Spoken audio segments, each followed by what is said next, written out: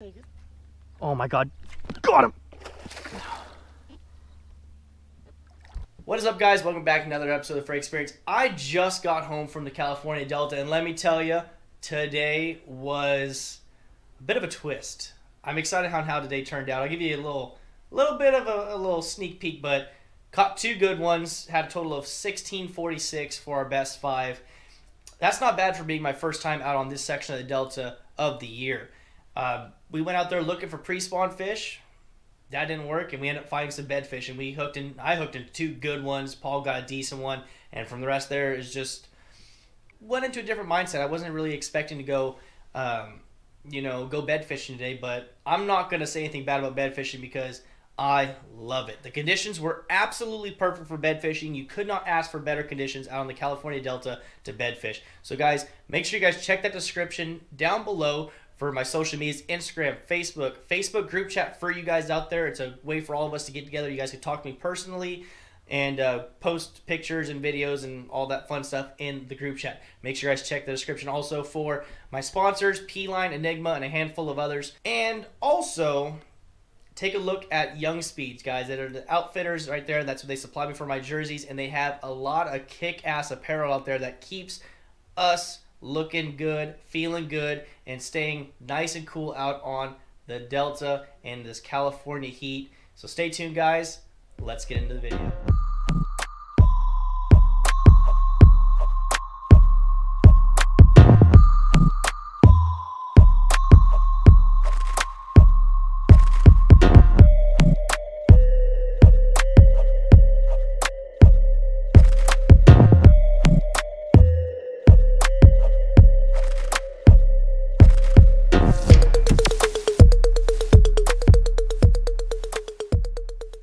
Experience. Before we jump into today's video on the California Delta, I want to talk to you about today's sponsor, and it'll only take a few seconds of your time.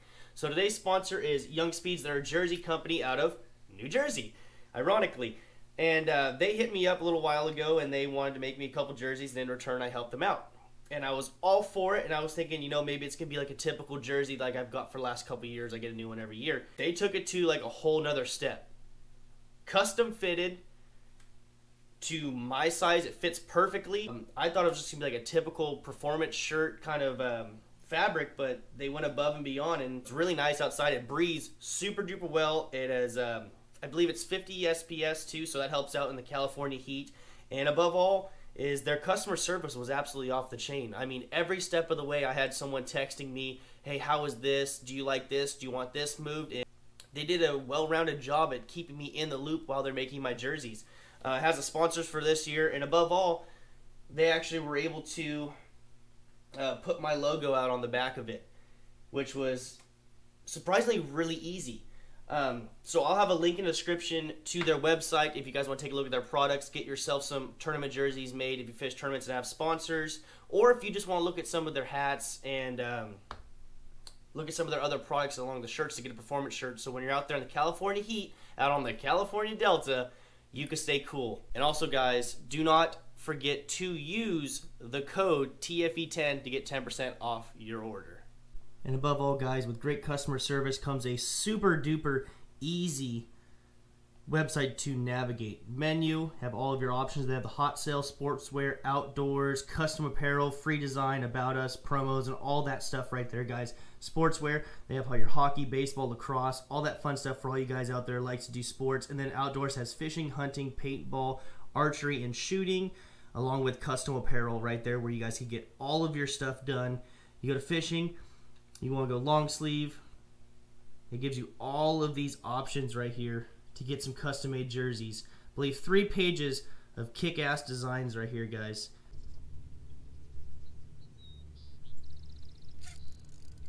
There's another one.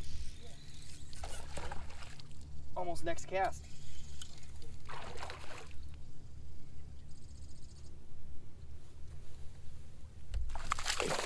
Oh my God, this fish is hot. Right? Yeah, he's on a bed, 100%. Unless it's a female. Told you some of those fish are out there a little bit deeper. Well, this replaced the fish that I just lost, guys. I'll take him all day. Pretty little fish. Big mouth on him. Hold on, hold on. see if that's a female or not. Nope, it's a male. And he's got a leech on him. Let's do him a favor. Pop the leech off. Nice little male out here on the California Delta, just out here bed fishing. Now guys, when you're out here on the Delta and you are really wanting to find bed fish, it can be hard and it can be easy. Go one of two ways. One thing you want to do is you really want to look for areas that have a hard bottom. The Delta, during the springtime, when the grass isn't taken over and everything, there's a lot of places that have a hard bottom. Me personally, I don't like to target rock wall banks because it does get a lot of grass, and if a boat comes by, it muddies up relatively fast. So I like to target areas that have, sandish hard bottom enough where those fish could spawn relatively easy, but a lot of areas that have isolated rock piles, isolated rock. Trees is another good one because they'll spawn actually on those trees, especially stumps. But overall, you just need to find those areas that don't have that sooty blob bottom. You want to find that stuff that's real good for them to lay their eggs on. Also, docks is another place to check too, and concrete slabs, pipes as well. Like I said, there's a lot of good stuff on the Delta to look for when you're bed fishing. Also guys, another fun little tip that my old man taught me about when to look for beds is when it's already spawning season, of course, and you don't know exactly when to go look for bed fish. He always told me, when you take your sweatshirt off, that's the time to actually go put the boat on the bank and go look for bed fish. Now guys, when you're bed fishing, you do not want to cast on top of the fish because one, you're going to spook them. But initially, you actually want to cast up past the fish. And if you're fishing the mudload lakes or some places on the Delta, you almost want to cast and actually hit the bank and then bring your bait in, because that optimizes your chance of that fish not seeing it come at him and initially kind of spook him into eating. But also what it does is it doesn't spook him because you're making a big old loud splash. Granted, when you're throwing a drop shot, you don't make that big of a splash, but if you're throwing a jig or a Texas rig, you're making a decent splash. So you got to really be able to cast past the bed fish. Dude, I think this might be a male. And if it's a male, he's gonna have a big female. Ooh, he did not like that. In a good way. Oh no, buddy, come back. Oh my God, it's pulled out of his mouth. No.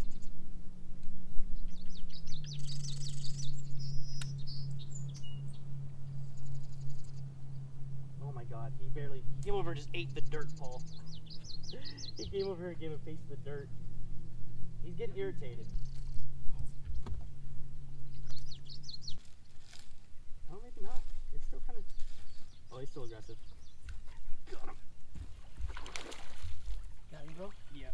Good one? Yeah, it's a good one. Oh God. I got him barely hooked too, right in the bottom jaw.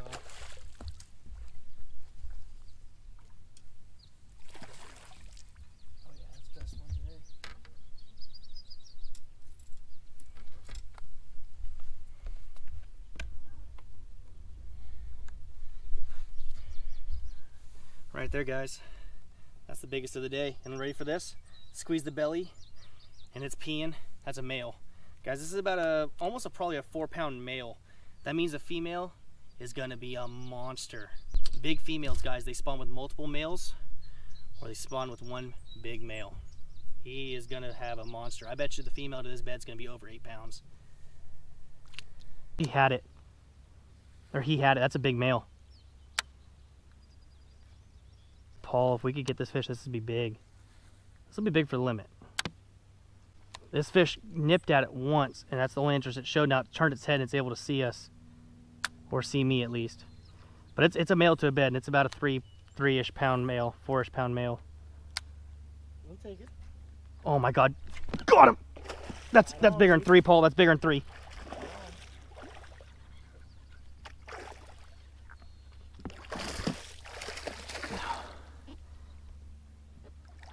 That's way bigger than 3. Yeah, that's way bigger than 3. A couple pounds bigger than 3 probably. Oh yeah, it's a good one. Oh, there we go, Paul. That one might be 5, dude. Woo! Nice. Take a picture of that, too. Yeah. That's probably 5, dude. Yeah, it could be. Dude, and it's peeing. That is Male? that's a giant male, dude. So where's the fucking female back in that shit? Yeah, that remember all those that 10, 12-ish pounder we saw? Yeah. That's what she's gonna want to be with this. The only problem is his bed is so shallow that she's not a 10-pounder can't fit right there. Heck, this fish barely even fit in there, Paul. Nice. Okay, hey, okay.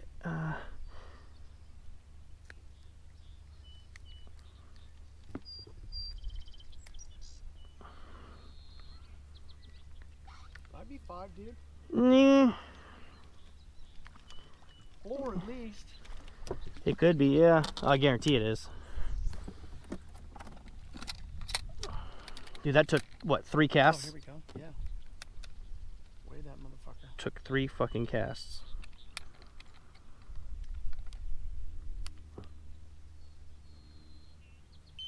$4.40. 440. Told you it's a couple pounds bigger than 3. Almost a 5-pounder. That's what, 2 4s, a 3. Right? Next cast, if he's gonna be at first.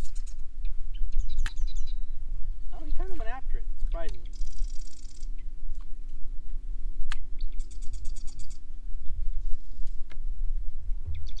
Ooh, Paul, this could be like a 5-cast fish right here.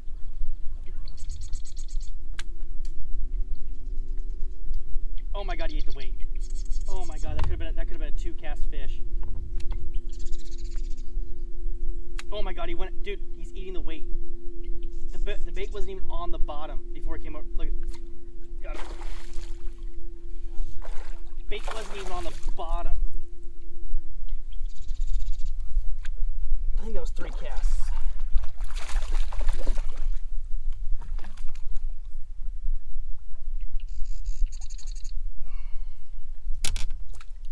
Little guy, but he only took 58 seconds to catch. Alrighty guys, so we just got home from the Delta. Boat's almost put up, and now it's time to do a little bit of talking about today. Overall, the day was pretty good in my opinion, except for the first morning. But I told Paul, I said, hey dude, it's either going to be hit or miss. It's going to be really good or really bad. I talked to a lot of people and stuff, and this section of the Delta that we decided to go fish was, they're all saying, you know, a lot of pre-spawn fish, and we're finding far and few between bed fish. I said, all right, I'll take that, and let's go find some pre-spawn fish. So that's what we did for the first 2.5 hours, and got 1 bite. And I was like, hey dude, this isn't working. We need to make a change. And I said, hey, let's go see if we can find some bed fish, even though people are saying there's not a lot. So we went and hit a spot, and we caught 3 real fast. And I said, hey, we found bed fish here. They ate fast. Let's go check another spot. And granted, this is my first time being in this section of the Delta for the year. First time. And I said, let's take a gamble. It's going to be hit or miss. And not 5 minutes there, I went back to back, caught 2 good ones. And I said, hey, we found them. And we went on with our day. We stick to that pattern, which was finding bedfish up shallow on a low tide instead of a high tide. Always, guys, if you have the opportunity to go bed fishing on the Delta, you gotta chase them on a low tide. It makes it a lot easier. Try to stick to your areas that isn't going to get a lot of current pulling that sediment out and making it dirty. You got to find that clear water, but don't go for too clear water, because clear water could be your enemy. Dingy water could also be your friend. So guys, make sure you guys stay tuned for the next episode of Fray Experience. Thank you for tuning in this episode. Smash that like button. Make sure you guys check down that description where you can find my social medias, my Instagram, my Facebook, the Facebook group chat, and of course the sponsors, PLINE, Enigma, handful of others, guys, for links you guys go check out. And make sure you guys check out Young Speeds, the Jersey company, and the outfitters right there, guys. They have everything that your hearts and my hearts could acquire and content that we need to be out on the water. So stay tuned. I'll see you in the next episode.